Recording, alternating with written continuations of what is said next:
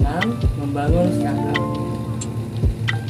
Di sini ada kata pengantar, orang yang berusaha namun belum mengetahui teorinya bagaikan orang yang sedang berjalan di kegelapan. Namun walaupun gelap berkali-kali terjatuh membentuk sesuatu, ia tetap bangun. Pada saat bangkit, kembalilah nilai positifnya memancar. Kegagalan, kebangkrutan, dan masalah bukanlah sebuah alasan untuk berhenti berusaha dan menyerah. Jadi tugas kita saat ini adalah untuk 1. Melawan keterbatasan, 2. Melawan ketidakpastian, 3. Melawan kemalasan dan keengganan, 4. Melawan ketidakberdayaan, 5. Gravitasi kemunduran, dan 6. Melawan gravitasi kematian. Di sini ada hal yang harus diperhatikan dalam merintis usaha. Yang pertama ada lihat keadaan pasar yang kompleks dan dinamis. Yang kedua, harus dapat menjadi mesin penggerak bisnis. Yang ketiga, lihat kebutuhan dan harapan konsumen. Yang keempat, bangun tanggung jawab dan etika moral. Yang kelima, inovasikan produksi pasar dan modal bisnis. Yang keenam, jalin komunikasi yang baik terhadap konsumen. Yang ketujuh, berikan pelayanan secara personal dan pada konsumen. Yang kedelapan, ukur kemampuan finansial dengan bisnis. 9. Dapatkan nilai ekonomis. 10. Wirausaha dapat dijalankan seorang dan sekelompok orang. Yang 11. Jenis usaha yang dijalankan dapat bersifat komersial dan sosial atau kedua-duanya. Yang ke-12. Memiliki modal sekaligus menjadi pengelola. 13. Penyetoran modal dan pengelolaan ditangani oleh pihak mitra. Yang ke-14. Dalam membentuk saham sebagai bukti kepemimpinan dan seterusnya. Selanjutnya ada hal yang dapat membuat bisnis gagal. Yang pertama, kebiasaan menunda waktu. Yang kedua, ketekunan dan kewatakan yang kurang. Yang ketiga, kebiasaan yang boros. Keempat, kebiasaan hati-hati yang berlebihan. Yang kelima, kepribadian yang bersifat negatif. Yang keenam, perasaan takut disaingi oleh orang lain. Yang ketujuh, berlagak pintar. Yang kedelapan, tidak memiliki perencanaan usaha. Yang kesembilan, tidak memiliki pendidikan yang relevan. Yang 10, tidak berorientasi ke depan. 11, jarang mengadakan inovasi. 12, tanpa pembukuan yang teratur. 13, tidak mengadakan analisis pasar. 14, cepat puas diri. 15, tidak berpengalaman di lini produk atau servis. 16, pengendalian usaha. 17, pengalaman manajemen. 18, pengelolaan piutang. 19, memperluas usaha berlebihan. 20, perencanaan keuangan lokasi usaha. Yang 22, pembelajaran besar dan seterusnya. Selanjutnya ada kiat menjadi entrepreneur sukses. Kiat menjadi entrepreneur sukses yaitu pahami setiap tindakan yang akan dilakukan, ikhlas, terencana, terkonsep dengan langkah dan strategi itu. Kedua, peluang sukses selalu ada, kerja keras, lurus, benar, cermat, serta hemat.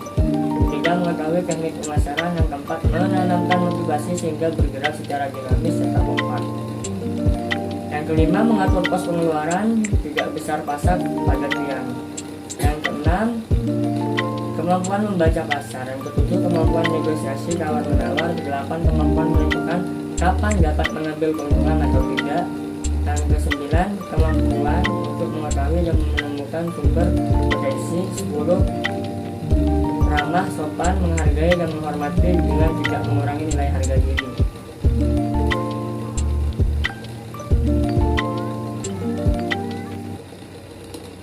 Selanjutnya ada alasan berwirausaha. Dalam berwirausaha, wirausahawan memiliki banyak alasan untuk memulai usaha, yakni necessity entrepreneur, yaitu menjadi wirausaha karena terpaksa yang desakan kebutuhan hidup. Yang kedua, replikatif entrepreneur, yaitu coba-coba atau faktor lingkungan atau iseng daripada hanya untuk mengompetisi. Yang ketiga, inovatif entrepreneur, yaitu wirausahawan yang inovatif dan terus berpikir kreatif dalam melihat peluang dan meningkatkannya. Yang keempat, keturunan, karena keluarga sebagian besar adalah pengusaha, jadi harus meneruskan demi keberlangsungan hidup perusahaan. Yang kelima, sengaja terjun menjadi pengusaha atau karena passion atau bakat panggilan jiwa. Yang keenam, kerja sampingan. Selanjutnya ada jenis dan bentuk bidang usaha.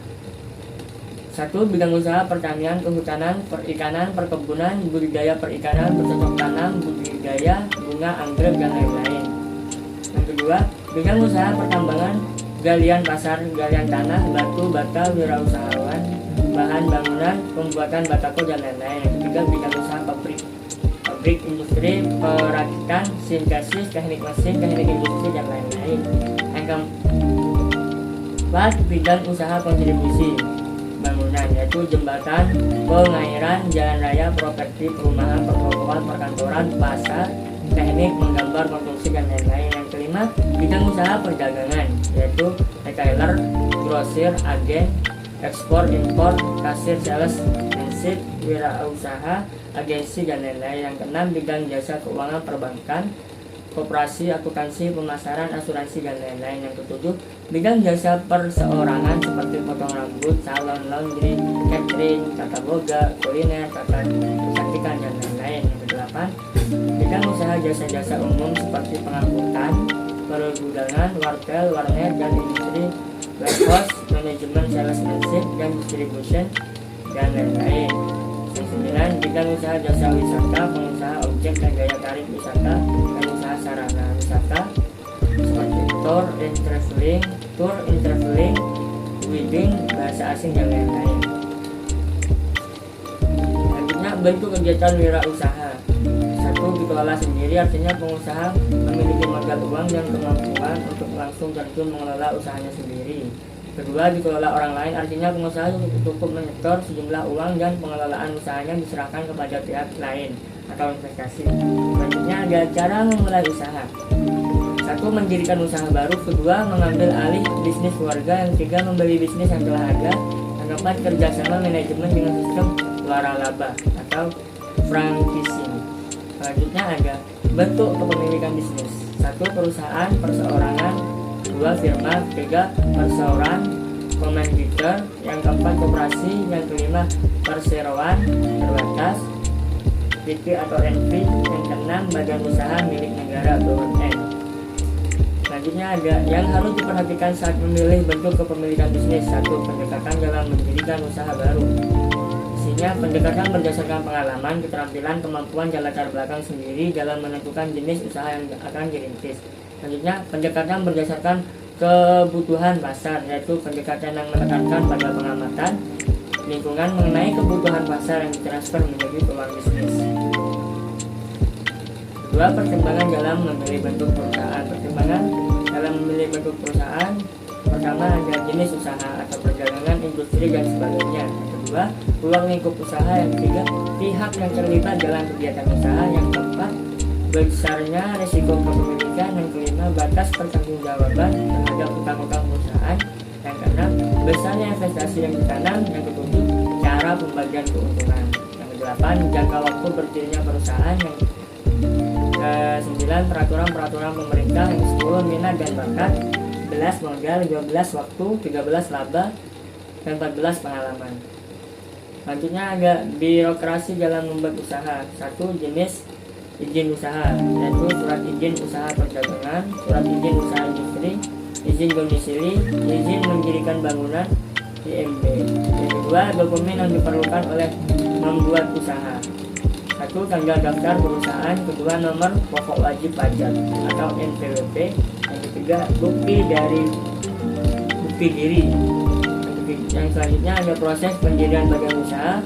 Yang pertama, mengadakan rapat umum pemegang usaha. Yang kedua, dibuatkan akte notaris. Yang ketiga, didaftarkan di pengadilan negeri. Yang terakhir, diberitakan dalam lembaran negara. Terima kasih. Wassalamualaikum warahmatullahi wabarakatuh.